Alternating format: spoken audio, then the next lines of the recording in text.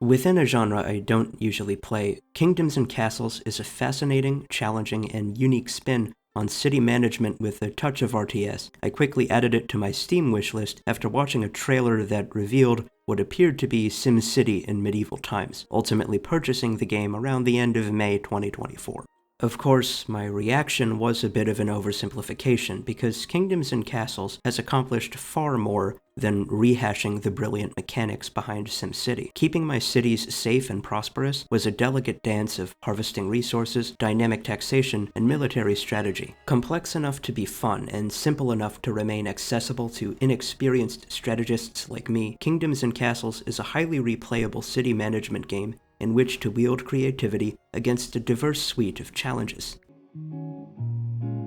The goal of the game is to keep citizens as happy as possible so that your city may grow into the bustling metropolis displayed by the trailer. The fun part of this is that the ones and zeros of the citizenry have needs nearly as complex as those of real people. For starters, not only do citizens require food to survive, but they require diverse diets to remain both healthy enough to live for a long time and happy enough to stay in your kingdom. At some point during the growth of your metropolis, your citizenry's diet will have to advance from a modest fare of apples and grain to a more robust medley that includes pork and fish. The second most immediate concern for citizens is lodging. You'll see no more than a dozen scurrying about the castle when you start the game, but as the population reaches the hundreds or thousands, you'll need to ensure that vacancies always outnumber people. From lowest capacity and revenue to highest are hovels, cottages, and manors. Every progressively larger variant is twice as big and more than twice as efficient as the last, so there's little ostensible reason to build anything other than manors after they become available.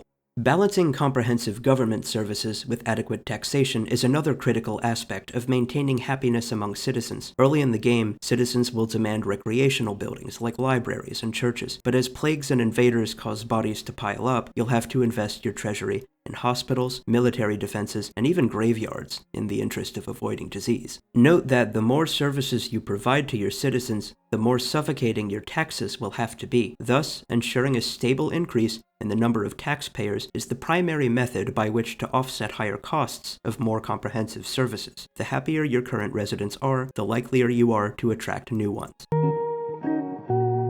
First and foremost, Kingdoms and Castles is a complex city management simulation, though I admire the integration of worker placement into such a real-time experience. Worker placement games are board games in which each player takes a turn to delegate tasks among his or her group of workers. After a number of rounds, the winner is the player whose workers have generated the most value. How does Kingdoms and Castles incorporate this? Beside houses, all placeable buildings require a static number of workers to function. For example, a quarry needs 4 workers, a butcher needs 7, and a barracks needs 8. The key is, no building accepts extra help. Workers' only option is to remain idle until you construct more buildings in which to work, incentivizing you to open more businesses and saving you from the guesswork that RTS games might require. Conversely, during a post-plague worker shortage, you can prioritize businesses in a queue. Harvesting food and chopping wood can stay at the front of the queue, while jousting can stay in the back. You can also artificially decrease an industry's number of workers. If your 2 quarries have provided plenty of stone, you can temporarily lower the number of miners from 8 to 4.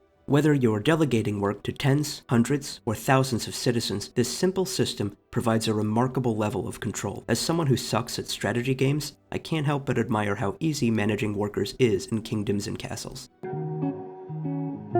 Though grain and fruit are probably the most critical resources in the entire game, effective resource management requires more than finding enough food for citizens. Wood and stone are necessary for the development of more impressive and expensive buildings. Blacksmiths need iron to forge tools for artisans and weapons for soldiers. With a surplus of food, you can throw banquets to inflate citizens' happiness, allowing you to boost taxes temporarily.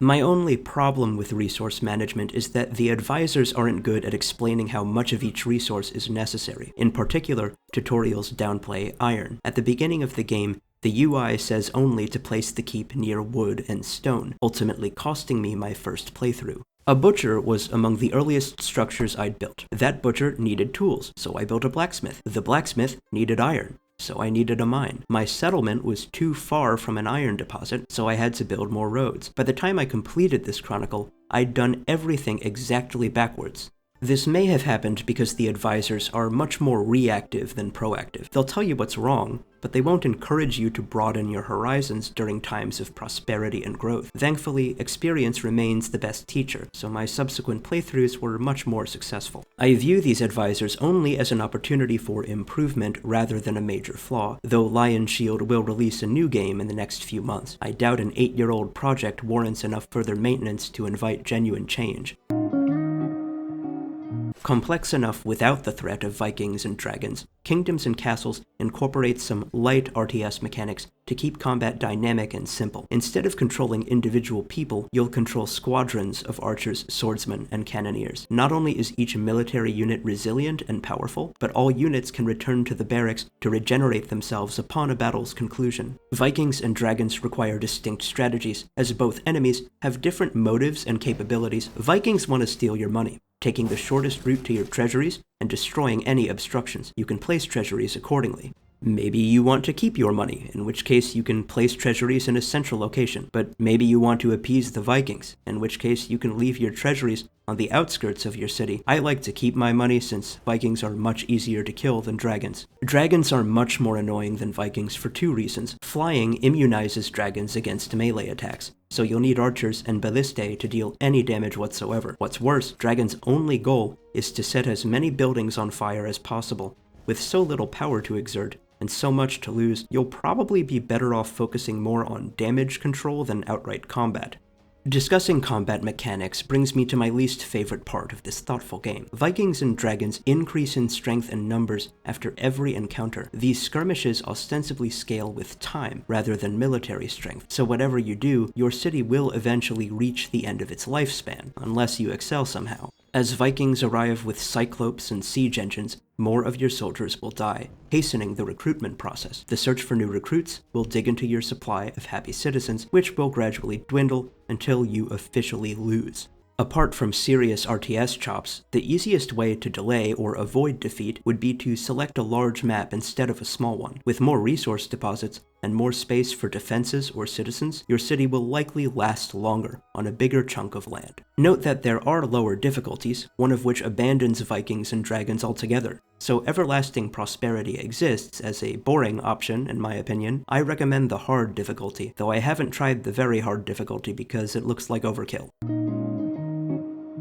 Some final details that brighten the game with a bit of charm include the Witch's Hut. You can leave tributes at the hut in exchange for powerful abilities, the most helpful of which allow you to stop Viking or dragon invasions every few in-game years. Also, if you go out of your way to build a cathedral instead of a church, some Vikings will gape in awe at the splendor of Jesus and join your city, as population fluctuates wildly after the first few hours of play. I promise the influx of citizens will be a welcome sight. There are so many details I could mention, each of which makes this game so different from contemporaries within the genre and beyond. I almost didn't complete this review because the game came out in 2017, but the truth is that Kingdoms and Castles is too interesting not to mention or recommend to a fellow fan of Simcity. I don't know if Kingdoms and Castles is in my top 10 or even my top 20, but after playing video games for over 2 decades, I don't want to open another treasure chest. I want something different, and that's where this curious game delivers. I think many players could exhaust most of what the game has to offer in a weekend. While starting over is kind of a slog, you can do a little better each time in further playthroughs. In any case, it's no more expensive than a really good sandwich in Manhattan, so if you have a soft spot for indie games, I hope you'll consider trying it.